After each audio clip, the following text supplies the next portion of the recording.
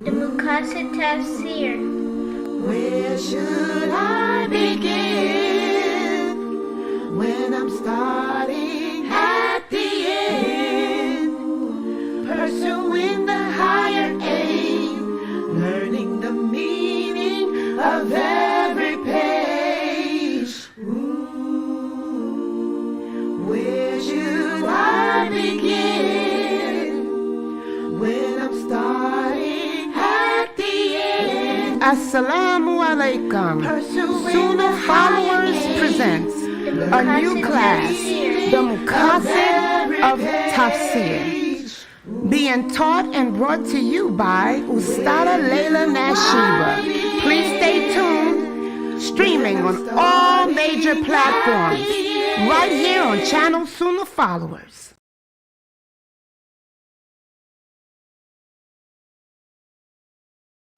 Assalamu alaikum. Get to know your Lord. First part of the Right Belief series by Sheikh Karim Abu Zaid.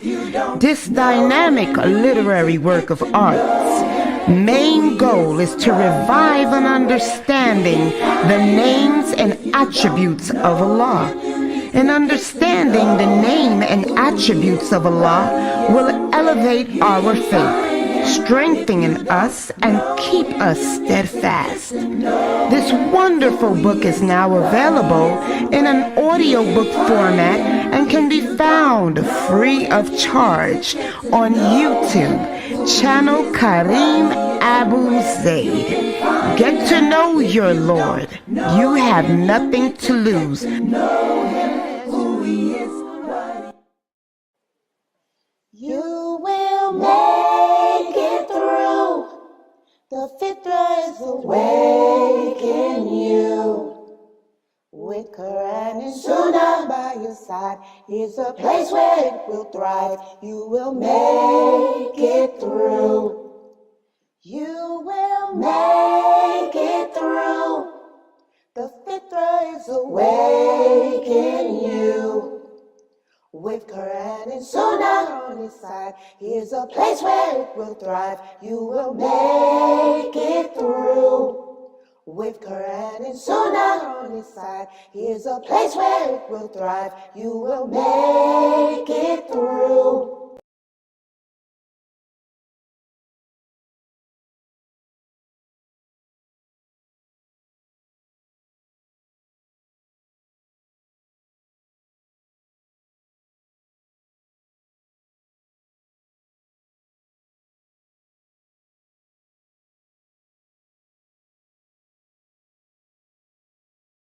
Okay, inshallah, we can get started here.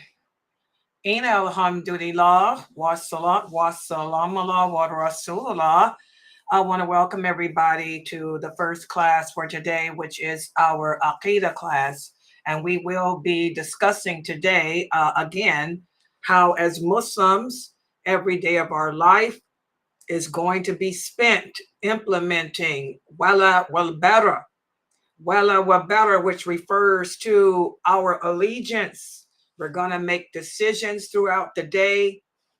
We're going to be confronted with situations throughout the day, and you're going to have to fall back upon your belief system. And that's what the Prophet sallallahu alaihi wasallam meant when he says change the condition within yourself. When we talk about changing the condition within ourselves, we're talking about changing our belief system, our allegiance, checking our belief to make sure that it is in sync with how Allah says it should be.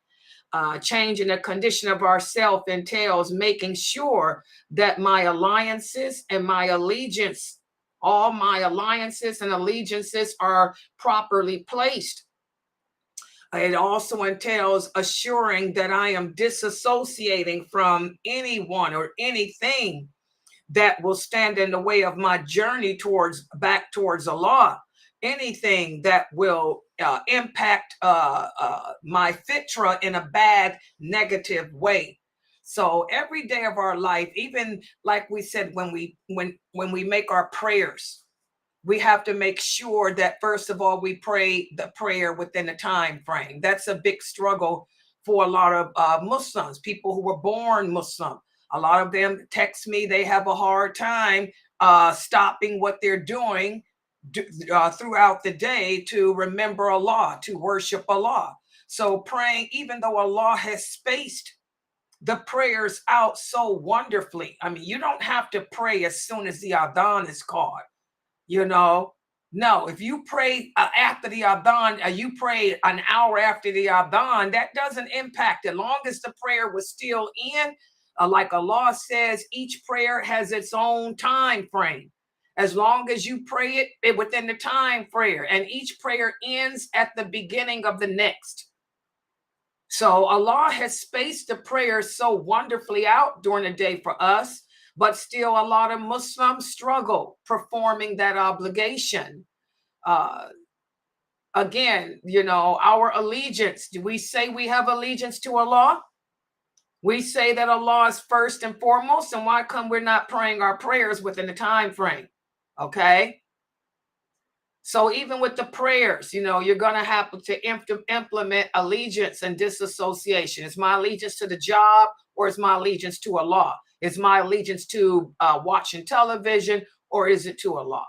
You know, you may be faced with a scenario on your job or a scenario in your personal life. SubhanAllah, you know, your neighbor, you go to get the mail and your neighbor stops you. And your neighbor says, oh, it's so nice to have a Muslim living next door to me. I noticed that you have a little girl who's the same age as mine. Both of us have 6-year-old daughters. And your neighbor says, I'm giving my daughter a birthday party this weekend. And I'm going to have ponies. I'm going to have rides and stuff in the backyard to celebrate my daughter's birthday. And I would love for you as I want to welcome you to the neighborhood. And I would love for you to come and bring your daughter to my daughter's birthday party. So that's another scenario. You're in a situation. Oh my God. I know birthday parties are haram, but you know, this is a chance that I could do some dawah maybe. That goes to everybody's mind. A lot of people want to blame, I mean, they use dawah as an excuse to do things that they shouldn't have to do. Okay, so, you know, that's an example. I'm caught in a situation where, again, where's my allegiance? Going to this birthday party, is it going to cause more harm than good? You know, going to a birthday party. Yeah, I'm introducing myself to the neighborhood as a Muslim woman with a Muslim girl, but am I violating a law doing this? Am I violating the Prophet Muhammad sallallahu alaihi wasallam? And am I showing displaced allegiance? So even something as simple as that, okay, you're going to have to implement wala wal bara. So this is a part of our life. That's why I tell you guys, wala wal bara, that's the second part of the shahada that people don't speak about. A lot of people don't speak about like they should. You know, yes, we believe in Allah and his angels and books and all of that, but that's all words. It's also about allegiance. My allegiance is to Allah. My allegiance is to those angels. My allegiance is to Allah's books too. My allegiance is to the prophets of Allah. My allegiance are the choices I'm making in life, contradicting what I profess to have allegiance to. That's the question that we all need to answer for ourselves every day, because you're going to be faced with stuff like that every day. I'm going to give you an example. Today, I went to the mailbox to get my mail. And by the way, I got to remind me to tell Dr. Assam I got Dr. Assam's package too. Dr. Assam, if you're listening to me, I got your package in the mail. May Allah bless you. Okay, I went to the mailbox to get my mail, and we have a clubhouse here where I live at, and a swimming pool and all of that. And one of the ladies, the rental office ladies, was there too, checking her mail because she lives here too. And she said, "Oh, it's so nice to see you, Miss Nashiba." She said, "You know, we're having get together at the clubhouse in 2 weeks, so that we got a lot of people that moved in, new neighbors, a meet and greet. That's what she called it. We're having a meet and greet. There's a lot of Muslims that live here. She said, but I know you lecture on the internet a lot. She said, I would love for you to come to the meet and greet, and I told her that your meet and greet is not for Muslims, right? She said, oh, it'll be the other tenants will be there too, the male and females and all that. So there's an example. I'm placing a lot of people would say, wow, this is a chance for dawah. This is a chance for dawah. But I told her, I'm sorry, I can't participate. I said, I don't, intermingle with men. And I told her, I don't socialize on a level like that. I told her, had it been just all women or all Muslim women, then maybe I would have given you a different answer. I said, but since this is a tenant meet and greet, oh, we're going to have kosher hot dogs and Polish boys. And I said, it's not the food. I said, it's just that I don't meet and greet, with the opposite sex, So that's an example, you're going to be faced with decisions like that every day. So that's why it's so important, guys, for us to learn this religion, to learn this religion correctly with the understanding of those companions. And one of the things that I always tell the women here, always ask yourself, what would Aisha radiallahu anha do? What would Khadijah radiallahu anha do? What would Fatima, the daughter of the Prophet, do? If someone had asked Aisha to come to a meet and greet, and it was intersexes and we got the kosher hot dogs and stuff, that's fine and good, but no, I don't step outside my realm. This is my realm as a woman. I don't step outside my realm for that. No, I'm not coming to your meet and greet. Thank you for inviting me. Have a nice day tomorrow and keep it moving. Okay, so we talked about this. We've been speaking about this all week. We gave the example of the prayer. I gave you other examples. Today, what I want to do is focus in on how, again, our example should always be the Prophet Muhammad, sallallahu alaihi wasallam, and our role models and mentors should be those companions. Like I always tell you, is this something Aisha would have done? For you brothers, is this something that Abu Bakr would have done? Is this something that Umar would have done? So let's put the PowerPoint up on the screen and bear with me. Yeah, and I do have a quiz. Yeah, the sister's asking me. Yes, I have a quiz at the end. Yes, take notes. Yeah, when I have these quizzes that y'all pay attention.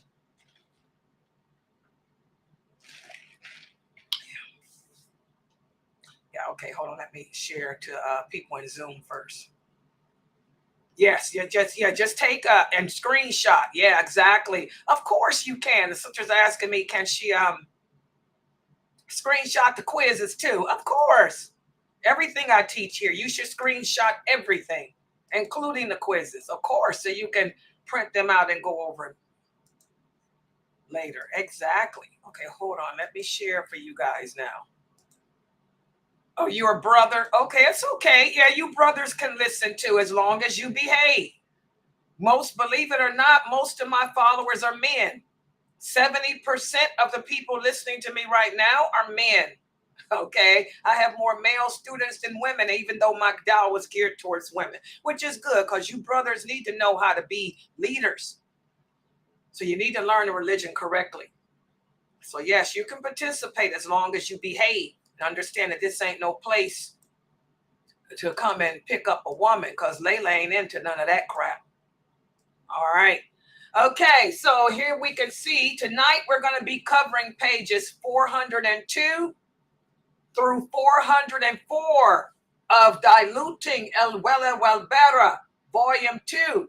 Remember, you can purchase this book at Amazon.com. The price is $19.99. Every English speaking Muslim on this planet should have this book and the entire series, because you're not going to find, and take it from me, I've been teaching, doing dawah for over 50 years.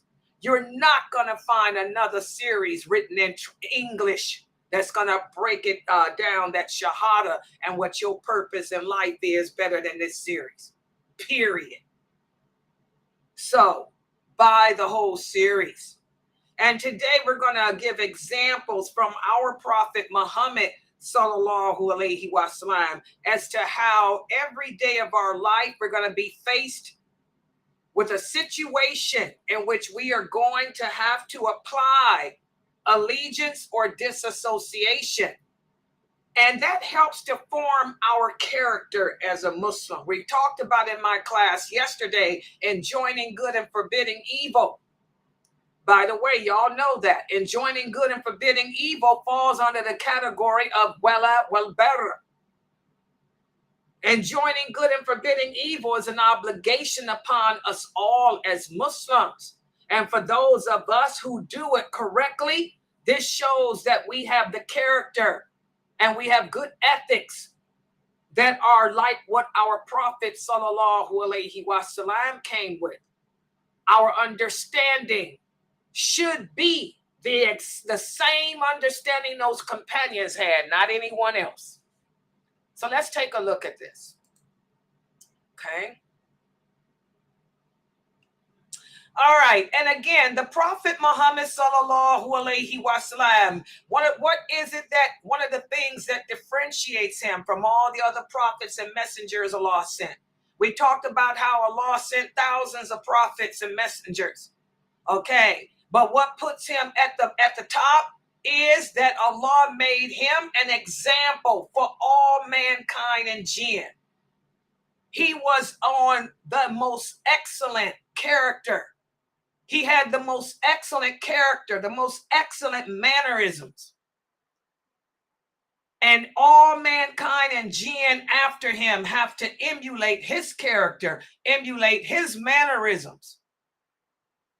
So he taught us how to incorporate allegiance to Allah, to him, and to the religion in our character and morality. Remember, the Prophet said, I was sent to teach you good character, good morality. And by teaching you good character and good morality, in turn, I taught you Islam. Okay, our Prophet Muhammad sallallahu alaihi wasallam, he was very honest. He was very trustworthy. In fact, he told us that the believer is just a human being, and human beings are capable of committing all types of sins. But there's one sin that a true believer can never commit, and that is the sin of lying. The believer is always honest. The believer is always trustworthy. The true believer will do everything in his or her power to make the right choice, so as people can continue to trust him or trust her. And that's how our prophet was, even before he received the call to prophethood. He was known as the trustworthy. There's also, guys, another hadith that I don't hear enough of. And the source of this hadith is Sahih Bukhari and Muslim. As the Arabs converted to Islam, one day, one of the companions came to the Prophet and he said, "Oh, Prophet of Allah, who's the best amongst us?" In fact, this was after the conquest of Mecca. You know, some of the Ansar got a little jealous. They allowed Shaitan to play them, you know, because Shaitan wanted them to get jealous and say, "Oh, the Prophet don't need y'all no more because his people, his tribe, the Quraysh, are converting." So one of them asked him, "Oh, Prophet of Allah, who's the best of us? Who's the best?" The Prophet sallallahu alaihi wasallam said, "The best of you are those who had good character before Islam." I love that answer. That hadith sticks with me ever since I was a kid. because he knew that there was jealousy going on. And so that shows how wise he was as a man, as a human. He knew that this person wanted to hear that we're better because we're the Ansar, we were the first. Allah has already said that.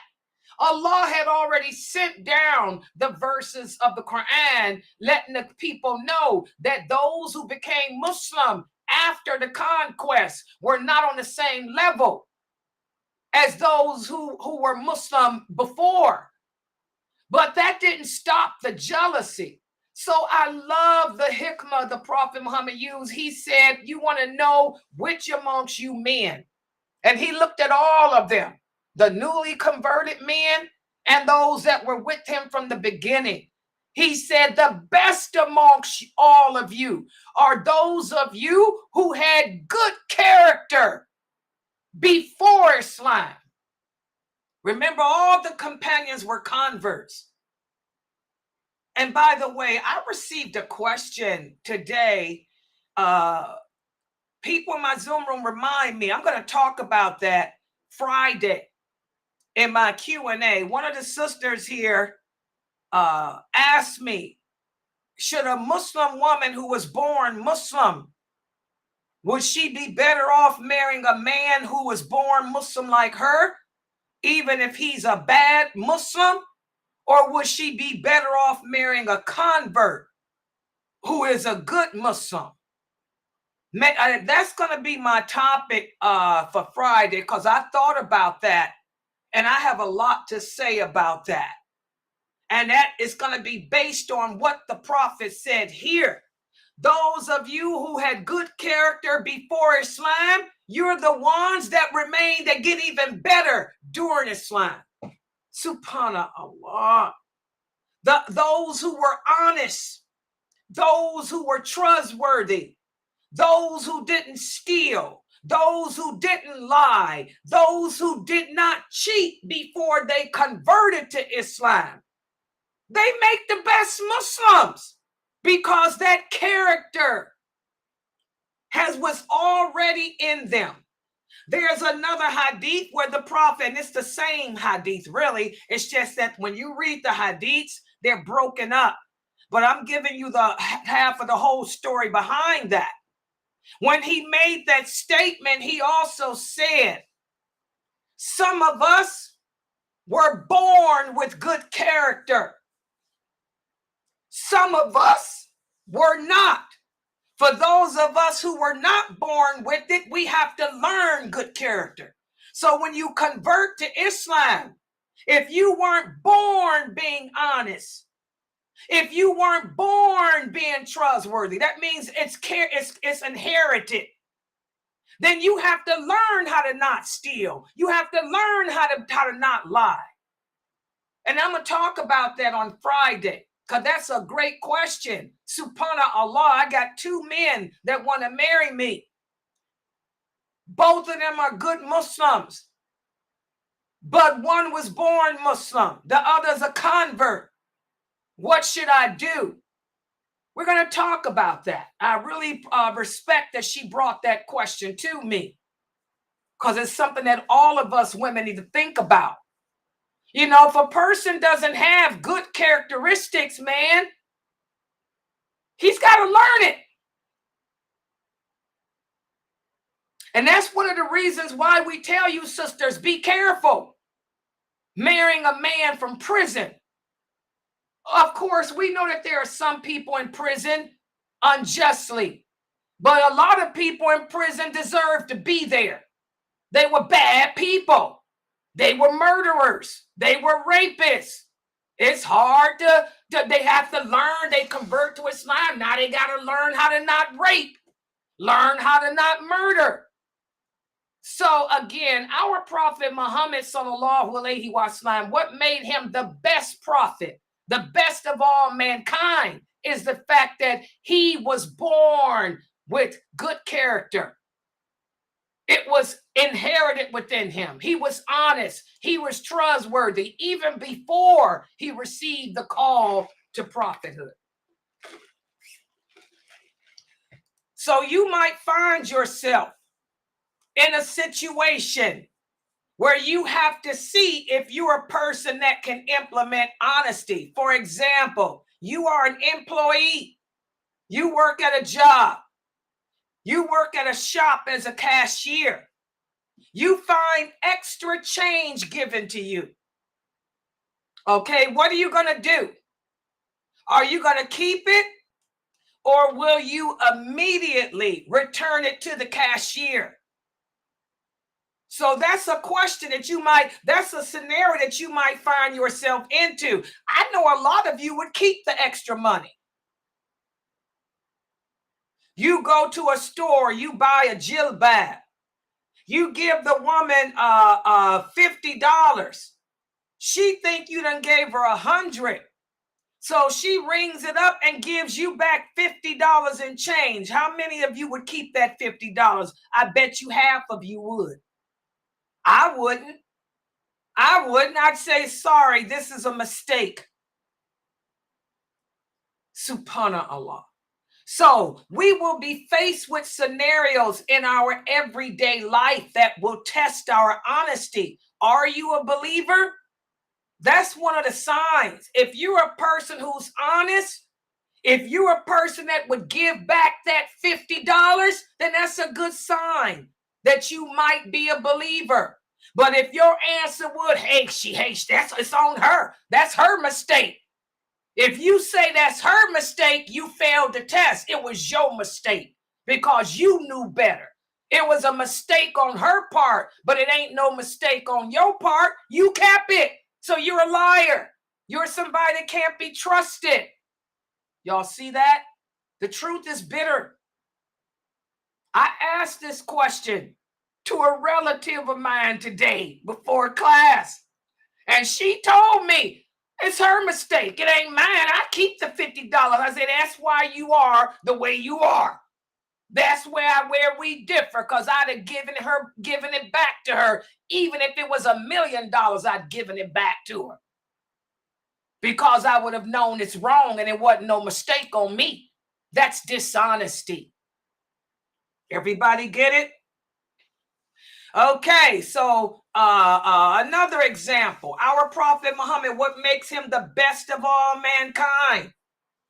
Not only was he honest and trustworthy, he was also the epitome of kindness and compassion. He didn't sympathize for people like y'all do. He empathized. If he were living today, he wouldn't feel sorry for the people of Gaza. He'd empathize. He'd put himself in their shoes and figure out what to do, how to make it better. But he wouldn't sit around feeling sorry for anybody. There's a difference between compassion and sympathy. Okay? The Prophet Muhammad sallallahu alaihi wasallam is described by Allah as a mercy sent to the world. Why? Because he treated everyone nicely, including the non-Muslims. Many are the stories of Roman emperors. When I was in college, I have 2 degrees. I have a degree in communications and I have a degree in ancient civilizations, because I always loved history too. When I took some of my history classes, oh my God, they talk about the Prophet Muhammad sallallahu alaihi wasallam. So many Roman emperors who are famous, so many Roman Caesars, so many Persian people, they were impressed with him. How he was so kind, he was so polite. That's what caused many of the non-Muslims to convert to Islam, because they were so impressed with his kindness and his compassion. Can you say the same about yourself? You're a Muslim nurse. A Muslim nurse. A lot of people are going into the nursing field because of the money. That's the best money. You want to know how to make some money, be a nurse. You can make as much money as you want, because there's always going to be a demand for nursing, because people are always going to get sick and they're always going to die. But a lot of people become nurses just for the money, not because they care, not because they have compassion. A lot of people become nurses just so for the money, and they don't bathe the clients. You go to a nursing home. Some of those patients are laying in urine and laying in filth all day. They only change them but right before they shift in. And the patients got bed sores and stuff. Because everybody else is doing that, are you going to do that too? The Muslim nurse provides diligent and compassionate care to all her patients. Not because of the money, but because she knows that this is an amanah. This is a trust. This is a trust between her and Allah. Also, some nurses discriminate. When they see that you are Muslim, some of them that don't like Muslims will just ignore you when you buzz them to come see you. Some of them are racist because of color. Oh, that's a black lady over there. We're going to let her cough and not give her medicine. But this Jewish lady here we'll take care of. Well, the Muslim nurse provides care regardless of religion, regardless of ethnicity. Why? Because she knows that this job is a job of amanah, of trust. These patients, their health is in her hands, is placed in her hands. Their care is placed in her hands. Allah is going to ask her about that. Okay?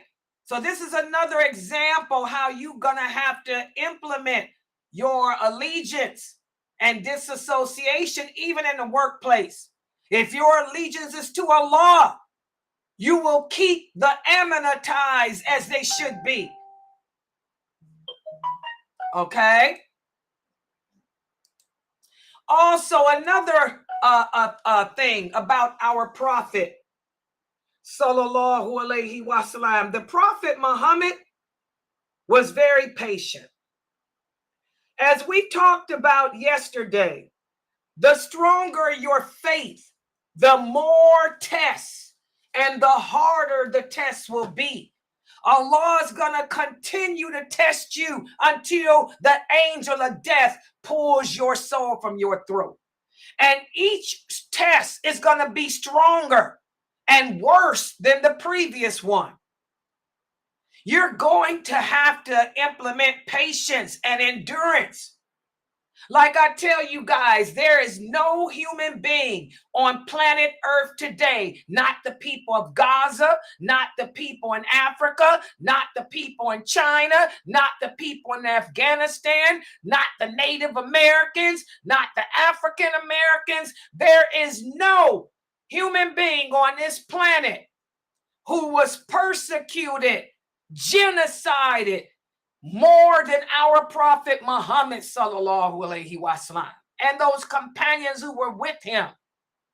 But one thing about him, he taught them all patience. Patience. Patience. When he went to the city of Taif to call the people to Islam and to ask for protection after his wife and his uncle had died, who had protected him. That was the worst time in his life. He felt alone. He felt helpless because he lost his uncle and his wife, Khadijah, who were his two protectors. Those people laughed at him. They threw rocks at him. They put the dogs and children to run him out of town. He was so broken from that.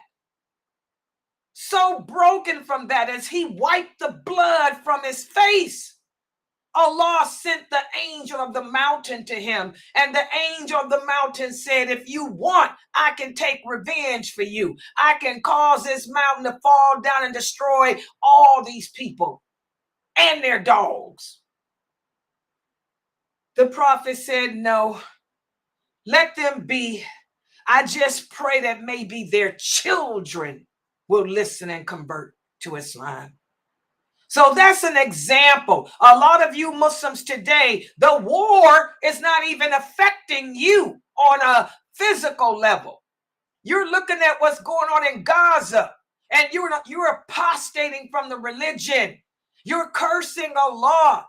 You're saying, I don't know why Allah would do this. I don't want to be Muslim no more. And it ain't even impacting you on the level it's impacting the people that's experiencing it. You have no patience. That's why the prophet says that faith, you can tell if a person is a believer or not when a hardship happens. The person shows whether he is a true believer at the first stroke of a hardship. Patience is just one component of faith. There's other components of faith too. That hadith in Bukhari is talking about not just patience, because the prophet said faith consists of 60 different odd parts. Patience is one. We don't even have patience. So how can you call yourself a believer? And you may find yourself, you think that you know your religion. Don't think that Allah won't test you. Allah says, just because you say you believe in me is not enough. I'm going to test you. I'm going to test you to see if you truly believe. So you may find yourself at your job working. You're a Muslim woman. You have no husband. You have no choice but to work. But you're the only Muslim in your department. Your co-workers whisper about you. Your co-workers stare at you. Your co-workers, don't trust you. Okay? Someone makes a comment, calls you a terrorist or something. So you find yourself put in a position.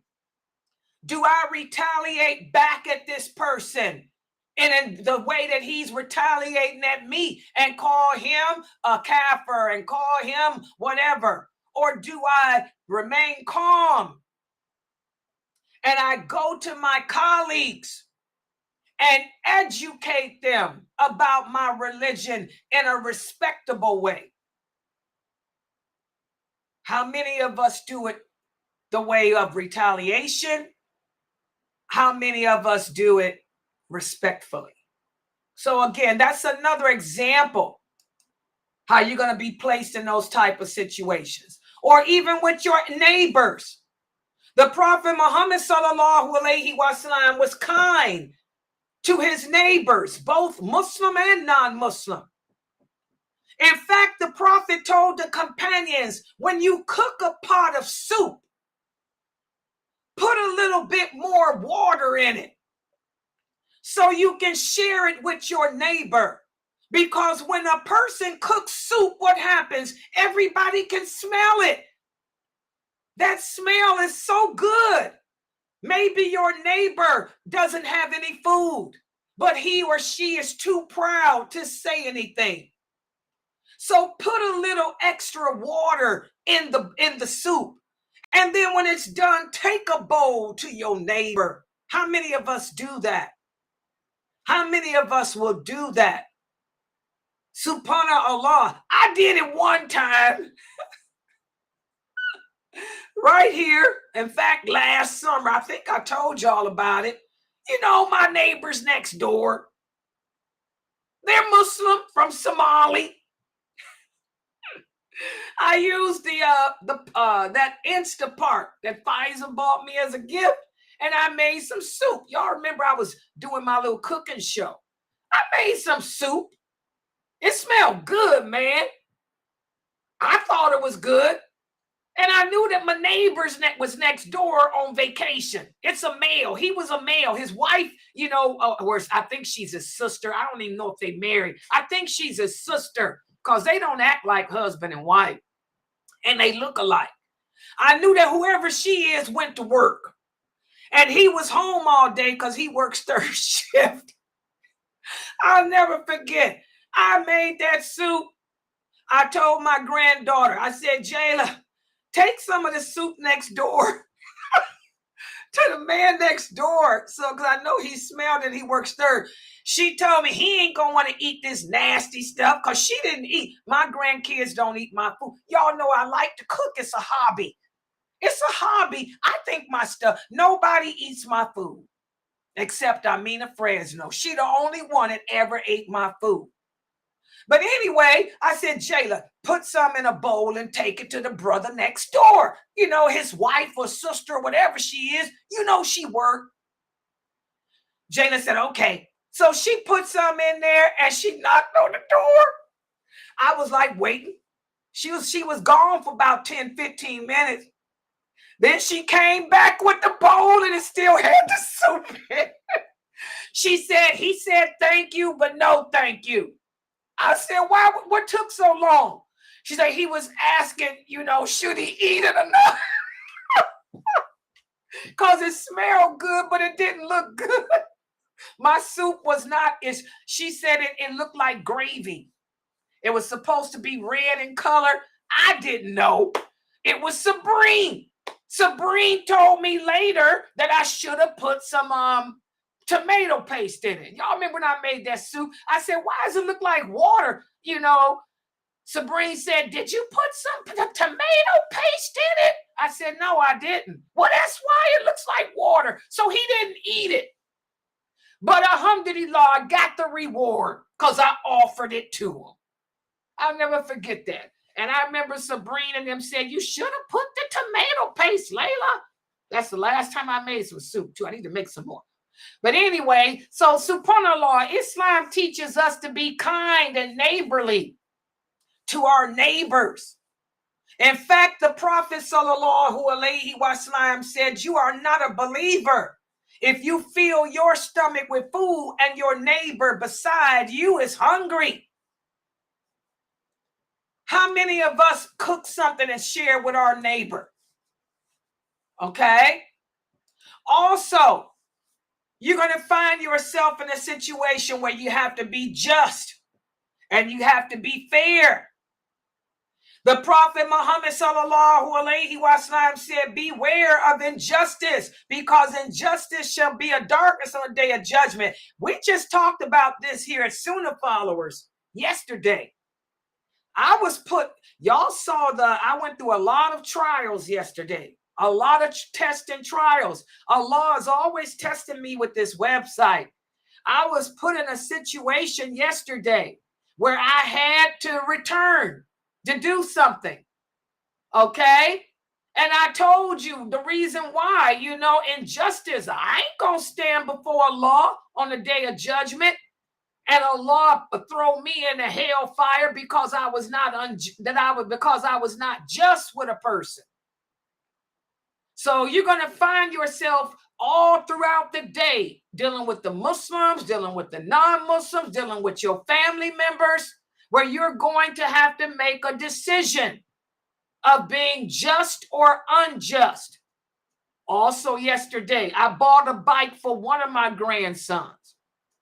The other grandson is tall. He's tall like my brothers. He's almost 6 feet and he ain't even 12. So he has to have a specially made bike because not only is he tall, but he's big too. The other little boy, I bought his bike a month ago because he's little and skinny. He riding all over the city in his brand new mountain bike. But the other boy stuck at home, can't go anywhere because he doesn't have a bike. And I've been trying to get him one for the past 2 months. So yesterday, you guys heard it. I'm live on the internet with it. He found a bike at Target, the kind that's his height, his size, $400. That's why I had to pay. Okay. I had to stop my class. I could have just hung up the phone on him, or I could have just stopped the class. It would have been unjust to you all for me to shut the class down to deal with that, when I know many of you have changed your schedules and stuff and just to come here to learn. And it would have been unjust to him for me to hang up the phone and somebody else come and buy that bike because they don't keep that 29-inch in stock. So I had to, tell you guys to hold on, and I had to stay on that phone until I figured out how to charge that bike up on my credit card so he could have a bike like his brother. And now him and his brother and his cousin can ride their bikes together because he felt like he's being shorted. Summer's almost over. He ain't got a bike yet. It's been 2 months. So you're going to find yourself in situations where you're going to have to implement allegiance or disassociation. Do I disassociate from my website? Do I disassociate from him? Or do I show allegiance to both? Okay? So, subhanAllah, fair treatment is everything. As a Muslim, we have to be fair with our children, fair with our grandkids. Though both of them are my grandsons. I don't favor one over the other, but it looks like the little one is being favored. And that older one could easily say, you favor him, Jidda, because he looks like you. He does. The younger one looks like me. My color, my red hair, curls, and everything. I don't want him to think that I'm favoring the younger one over him because the younger one looks like me. I love you both the same. So Jidda has to be fair. Okay? And also, even when it comes to forgiveness and mercy, subhanAllah, this is something that we Muslim women struggle with. A lot of us come from broken backgrounds too. I hate to say it, but it's the truth.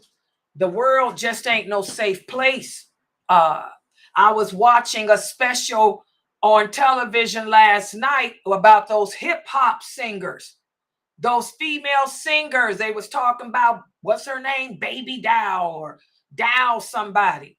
And she was talking about, you wonder why these hip hop singers, Nicki Minaj and all of them dress like they do. Do y'all know that most of those women were sexually molested? Most of them girls were sexually molested from the age of 5, some of them 2 years old. You'd be surprised the sexual molestation that goes on here in America with these girls. So that's why they grow up with that hip hop singing of those nasty songs and showing their body because that's all they know. That girl Dow Baby or whatever, Dow something, pretty girl, but she looks so bad. She looked just like Nicki. And she says, y'all would never believe what I've been through. And I never talked about it before. So a lot of us have come from some bad backgrounds.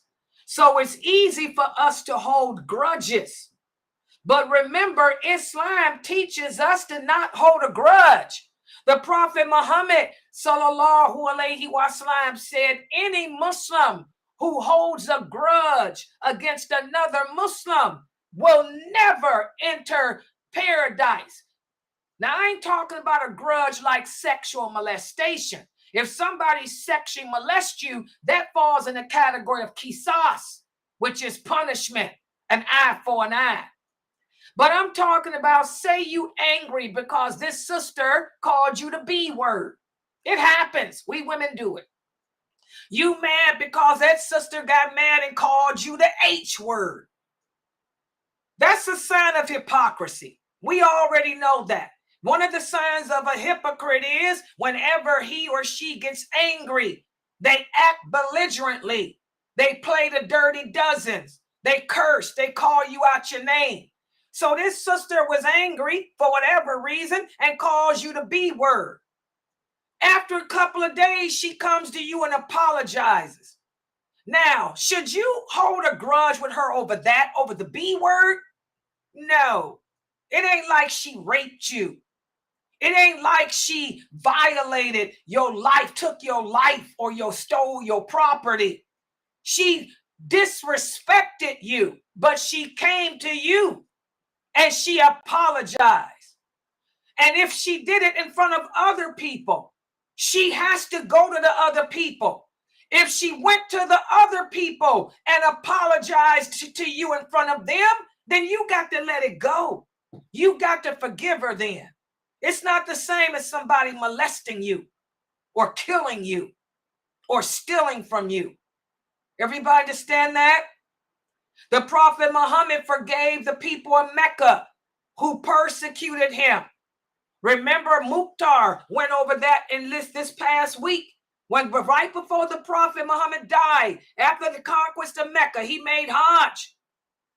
And he let the people know, for all of you who converted to Islam, who persecuted me and my followers, I forgive you all. He forgave the man who killed Hamza. He forgave Abu Sufyan and Hind, who hired him to kill Hamza. He forgave Ikrimah. He forgave Muawiyah. So who are you that you can't forgive a woman that called you the B word? If she did it the right way, she did it publicly, and she did it to you, apologized to you. So again, we're going to find ourselves in situations where we're going where Allah will test us. And by the way, Allah is the one that puts us in these situations because he wants to test us. As he says, you think you believe in me. Do you really? Well, I'm going to test you. This sister called you the B word. What you going to do? You going to hold a grudge or you going to forgive her? This person at your job called you a terrorist. You're going to come back at him that way, or you're going to do like the prophet and handle it not emotionally, but logically. So now let's give you a quiz to see how well you guys understand this. First question.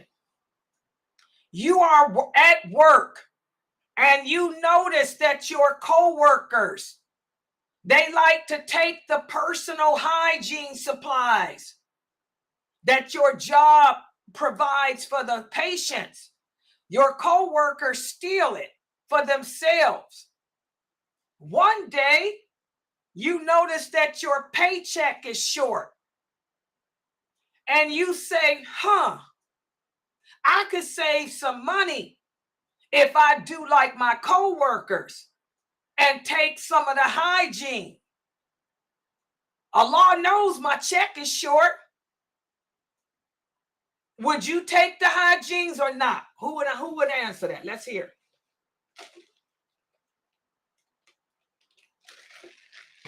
Would you take some of the supplies or not? Let's hear it. Come on, people.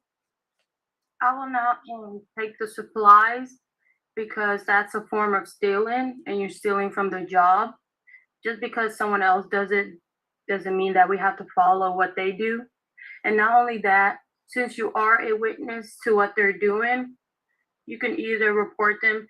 You can, like, you don't have to give names, but you can be like to your manager, hey, I've seen a couple people stealing, and they can, like, have gather everyone up and say, we've been noticing a lot of the items have been missing, and if this doesn't stop, we're going to take legal actions or whatever. And it's just like as the prophet said, the reward for good is good and the reward for bad is bad. Good job. What do y'all think? What about the other part? What about the fact that your paycheck is short? You ain't got no husband. You ain't got nobody to help you and your paycheck is short. Do any of you believe that could be an excuse to take the supplies? Can we use that as a reason? Just talk to the manager and ask him why your paycheck is low. And that's it. Exactly. We can't do that. And believe it or not, guys, I worked at a place my coworkers will tell you to this day. I worked 36 years for the state. The state got so much soap and body wash and perfume and toilet paper, soap powder, cleanser. I would never take the stuff because I was too scared I'd get caught. And they used to say, Layla, why don't the other Muslims did, but I didn't. I said, girl, the day that I steal be the day I get caught. Nope. And no, your paycheck short, so what? I had a coworker tell me, Layla, they messed up your overtime. They didn't give you your 3 days overtime. Girl, you better get you some of that toilet paper. No. I'd go home and call Latifah. I ain't lying, Latifah tell you. Me and Latifah would drive at 3 in the morning for Layla to find toilet paper and toothpaste. I never took their toilet paper, never took their toothpaste. I bought it myself because it's stealing. So what? My paycheck is short. That don't mean I'm poor. That don't mean I don't have the money. I do have the money. I got a paycheck. I just have to get in my car and go find a dollar store I can go to and buy a roll of toilet paper for $1. Back then, you could spend just $1 on it. Me and Latifah would do some driving. I sure did. I'd go get paid, and I'd come home and say, Tiba, I need toilet paper and toothpaste and stuff, girl. It's 2 in the morning, because I always work second and third shift. I said, you going to ride out here to me, the boondocks? We go out to the boondocks. Layla can find her some toilet paper and some toothpaste for cheap. Sure did.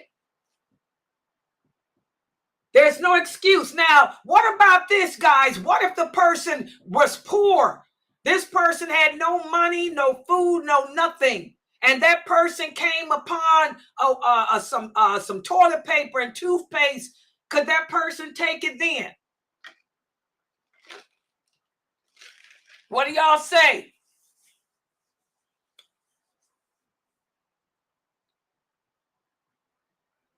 You're poor. You have no money, no job, no nothing. Your family is on the street. Y'all need some toilet paper, some toothpaste. And you done asked people to help you. Nobody's helping you. But you come upon a cart that has a roll of toilet paper and toothpaste. Can you take it in that case? What do y'all think? Come on, simple answer. Can you take it? Come on, guys. I got another question. Yes, in that case, yeah. Because there's always exceptions. In that case, yes. If that case, yes. No, not poor like Robin Hood, Miss Jackson. We talking about you have no job, you have no money, you got children. You done went to the mosque for help. Y'all ain't got no food. You living on the street. In that case, there's always exceptions. That's just like being stranded in the desert and you come upon a can of Budweiser beer. Can I drink the beer to save my life? Yes. Can I take the toilet paper and the toothpaste to save my kids and my life? Yes. So there's exceptions, but it's got to be a scenario like that. It's got to be a scenario like that where there's no other alternative. Y'all understand? Okay, what about this question? You live in an apartment. And part of the lease is that after 10 p.m., the environment must be quiet.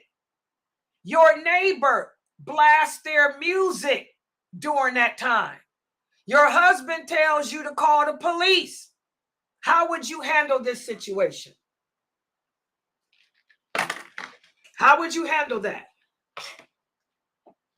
I'll handle it. I'll just go next door and ask them, can they turn down their music? Because it happened to me before.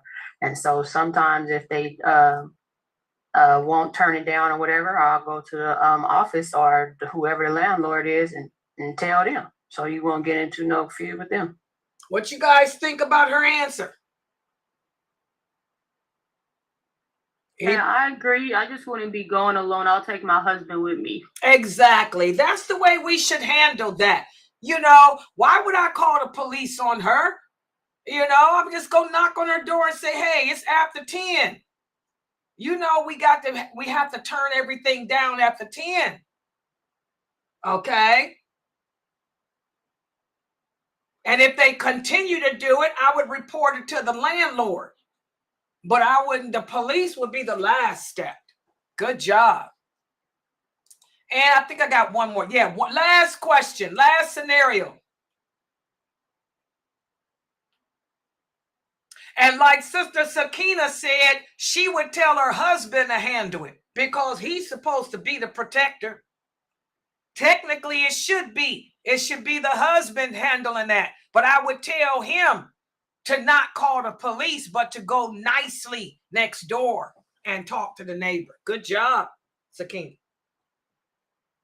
Okay, what about this, guys? You see your Muslim neighbor's son sneaking into the non-Muslim neighbor's garage. The next day, the non-Muslim neighbor shares that someone stole her lawnmower. How would you handle that?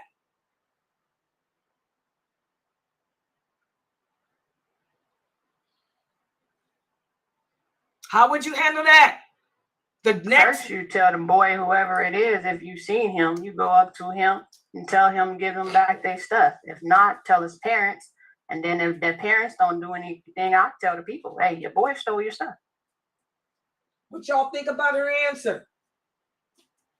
I agree. I would just tell him, the son, since he did steal, I would tell him to, like, put it back whenever they don't see you so you don't get in trouble. But yeah, that's what I would, just so he don't go to jail. Good job. Exactly, guys. We don't sit there and cover up because it's a Muslim. We're supposed to enjoin the good and forbid the evil, even if it be against ourselves. Okay? Our allegiance is to Allah first and foremost.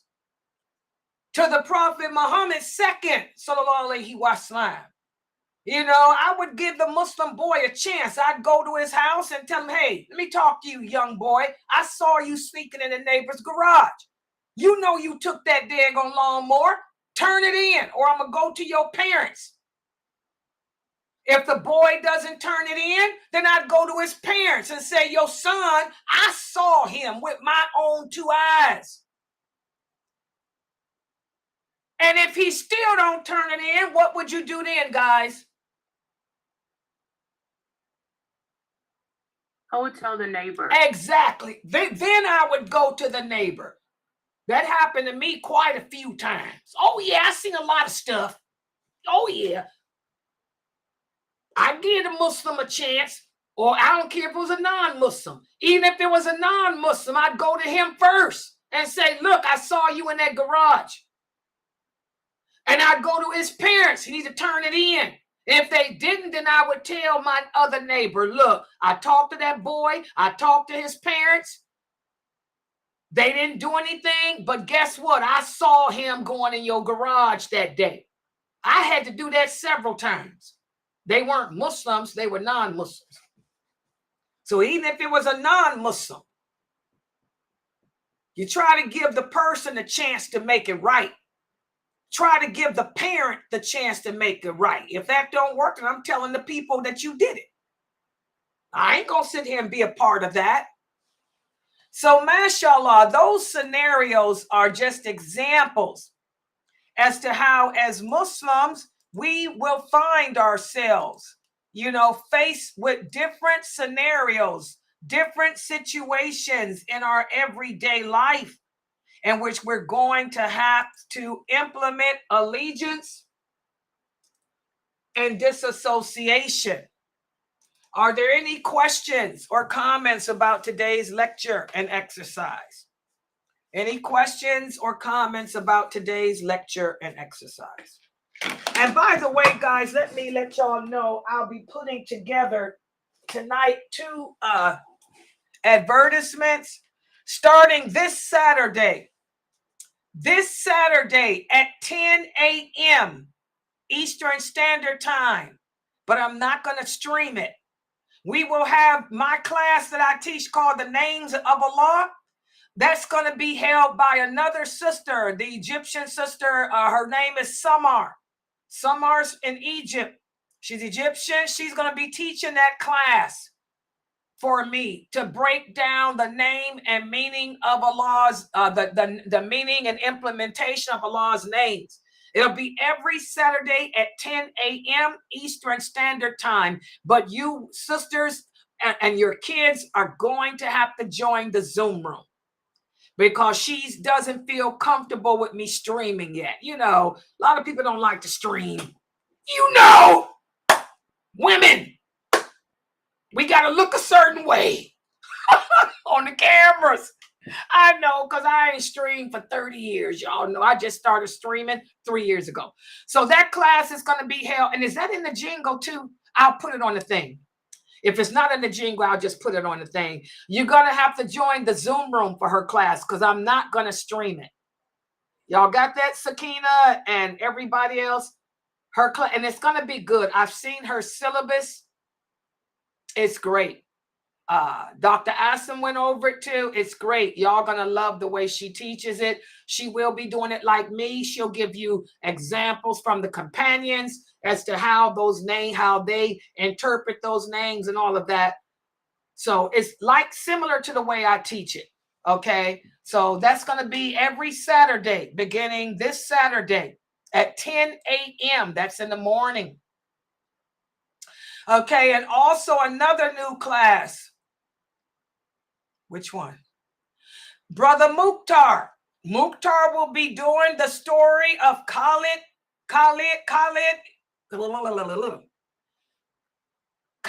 bin Walid. That's going to start this Sunday. Khalid bin Walid, I'll be putting that out too. So we finished up the life of the Prophet, sallallahu alaihi wasallam. We finished up the Caliphate of Abu Bakr. So he's going to go into the life of Khalid bin Walid beginning this Sunday. Of course, it's the regular time of 7. So I'll be putting those 2 advertisements out, you know. Yeah. And also, guys, tonight at 9 o'clock, I'll be continuing with the signs of the last hour. I'm going to speak more in detail about Jesus, about what Jesus will do when he comes back.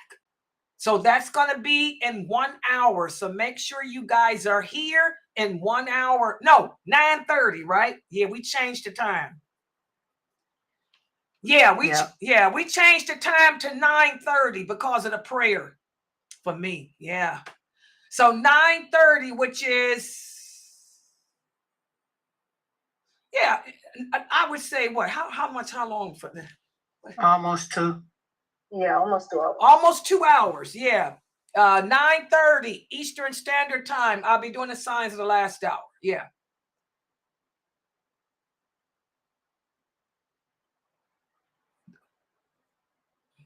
What's bright neon organ? I don't know what that is.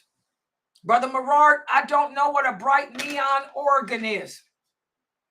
I meant to say orange. Spell orange.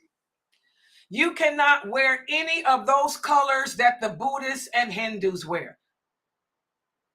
None of their colors. None of that. In fact, just to make it clear, no neon, period. No neon, because neon are the colors. That's what neon is. Why would a man want to wear neon anyway? You look like a girl. You look faggish. I don't know why any Muslim man would want to wear neon anyway, because all you're going to look like is a chick. We in the LGBTQ era. None of you Muslim brothers should be wearing anything that's neon, period. That ends it. If it's neon, stay away from it. Oh, I had a question from your class yesterday that I put on YouTube, but it wasn't answered. I wanted to know, how we talked about imitating a man. Would wearing a kafia be imitating a man? Anything that is only for men, of course, that's imitating a man. Men wear kafiyas. We call them gutras. Men wear gutras. Men wear turbans. That is not these are Arabic clothing that originate from the Arabs. The gutra and the turban is from the Arabs. And so, no, you don't look like no man. Why do you want to be gay? I want to know, why do you Muslim brothers and sisters want to be gay? Y'all around the gay people? What Muslim woman want to walk around looking like a dude? You look like You look like Chastity, Bono. Why would you want to look like a dude? Just put a beard on too. That's what I thought No, it I'm was. just I was saying. like, that's Well, why would you imitating. 'Cause I've sisters seen want? no, I've seen I ain't a talking lot about of you. Muslim I'm talking women. to the other sisters. Why would you sisters want to do that? Because I've seen women doing that. All you need to do is add a beard to it, and you ain't nothing but Chastity Bono. Just like you brothers with neon on. What y'all trying to be? Lil Wayne? Lil Wayne probably go both ways. You little Will, what's his name? Will Smith. You know, and P. Diddy. P. Diddy wears neon. And y'all done heard about P. Diddy. Hello, he go both ways. Will Smith, both ways. He wears neon too. Y'all brothers better stop imitating these hip-hop stars. These hip-hop artists go both ways. You know, LGBTQ, no gender. As Muslims, we're not supposed to imitate the Kafirs and how they dress. We got the sisters wanting to be the Nicki Minaj's, and we got the brothers trying to be P. Diddy, and Will Smith. Y'all better take y'all gay bladed behinds on somewhere. All of you. Be a Muslim. Dress the way Allah commands you. What woman would want to wear a gutra? Are you crazy? You look like a dude. That's why y'all can't find no husbands too. Don't no man want no man. He wants a woman. Okay. Any other questions? But I know what you're talking about. I've seen it. No. We don't wear gutras or turbans. That's what they doing. You know, that politician, that Somali politician, that's all she wears, turbans. Then you got that other crazy woman with the gutra on. All she, and no gutra on and all her behind and stuff out. Just put a beard on too. And they support LG. You know, all of them support LGBTQ. Did y'all know that? Those two sisters I'm talking about, those two Muslim women here that's in the American politics, you can also see them marching with the LGBTQ community. Keep on making them crazy women your role models. Keep on. Yeah. Okay. Any other questions? Thanks for sharing that. So if it's not the neon orange, I can wear orange, right? Brother Merard, you should be able to look at yourself in the mirror and see if you look like a girl. Or there's different shades of red.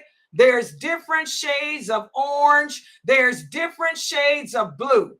If you buy something orange and you put it on and you look like you should be a girl, then that's just common sense should tell you, man, you better throw that in the trash.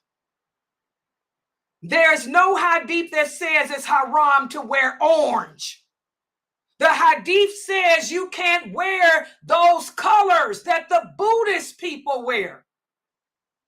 Do you understand? So I can't tell you orange is haram because orange is of different shades, but I can't tell you neon because that's the color that other stuff is. The neon orange, the neon yellow, the neon green. That's haram for you. Do you understand, Brother Merard? Yeah, I understand. So look at yourself in the mirror. If you feel comfortable going out looking like Will Smith and P. Diddy, because they wear neon stuff, then march your behind on out there and suffer the consequences. Y'all got to have common sense. I can't help y'all with everything. All I can do is tell y'all the religion, but I can't put the common sense in your head. Orange is not haram. But wearing that neon stuff that the Buddhists and Hindus wear, that is haram. That's all I can tell you. Everything else, you got to figure it out, Merard. Ask your father. He'll tell you. He'll slap you down. Ask your daddy. Can I wear this, Dad? Come out looking like P. Diddy. See what your father do.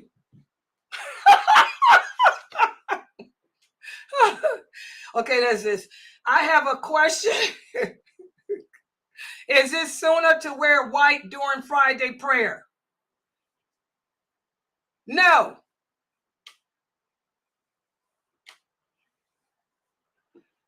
Okay. And did the prophet change his clothes daily or once a week? Okay, I want you brothers to, these are the kids, guys. These are the kids. Let me try to answer this. Brother Omar, the prophet Muhammad chose to be poor because he was a messenger of Allah. Whenever he was given money, he'd give it away in charity. Whenever he was given clothes, he'd give it away. So he would only have sometimes one shirt. That's all. Just one shirt. But even if he had one shirt, Omar, he made sure that he washed it every day. He made sure that it was clean. He made sure that it didn't stink, because Allah loves cleanliness. Allah doesn't like dirt. Allah doesn't like sweat and filth. He likes cleanliness. So if the prophet had just one thobe to wear, he made sure it was always clean. He made sure that it was always smelling good. And if he tore his socks, he would sew them up, because Allah doesn't like ugly either. He didn't walk around with his feet hanging out. He'd sew them up. So, since he was a poor man, he didn't have all the clothes that you and I have. So let's take the question to you. You're not poor. You should change your clothes on a regular basis. You know why? Because Allah loves beauty and Allah loves cleanliness. We have a hadith where a man converted to Islam. Now, this man wasn't poor like the prophet. The prophet chose to be poor. This was a rich merchant. He converted to Islam and he came to the mosque. He had on a dirty thobe. He was smelly. The prophet looked at him. The prophet said, "Are you poor?" Although the prophet knew he wasn't. The prophet said, "Are you poor?" The man said, "No, I'm not poor." The prophet said, "Do you have other clothes to wear?" The man said, "I got a lot of clothes to wear." The prophet said, "Then why don't you go home? Change your clothes. If Allah has blessed you with money, show your gratitude to him by wearing nice clothing." This hadith is authentic. It's Sahih Muslim. So, Brother Omar, you're not poor. Allah has blessed you with clothing when there are many people that don't have it. So show your gratitude to Allah by wearing different clothes every day and making sure that you're clean and you're sweet smelling. Does that answer your question? And no, it's not sunnah to wear white on Fridays. Okay, the prophet used to like the color white. He also liked the color green. Okay, but remember, these people were poor. He may not have had a white shirt to wear. Yeah. So you be clean, Brother Omar. Wear different clothing. Show your appreciation to Allah. And no, the prophet never, if he had to wear the same clothes for a week because he didn't have no other shirt, it was clean. Okay? And Allah knows best. Y'all understand? But he told that rich man, since Allah has blessed you with clothing, show your appreciation. Show your gratitude. Go home and change your clothes. Allah hates ingratitude. He hates for us to be ungrateful. Okay? I got a bunch of abayas. I switch them up. Switch them up. Show my gratitude to Allah. Sit here and wear the same thing over and over and over again and be stinky and nasty. That's not Islam. Okay, any other question? Kids, get it together. Cheering, work on your hygiene. Okay, any other questions or comments? Yeah. Okay. All right, guys. Make sure everybody's back here at 9:30, inshallah, which would be an hour and a half. Yeah. Okay. Subhanakallahumma wa bihamdika ashhadu an la ilaha illa anta astaghfiruka wa atubu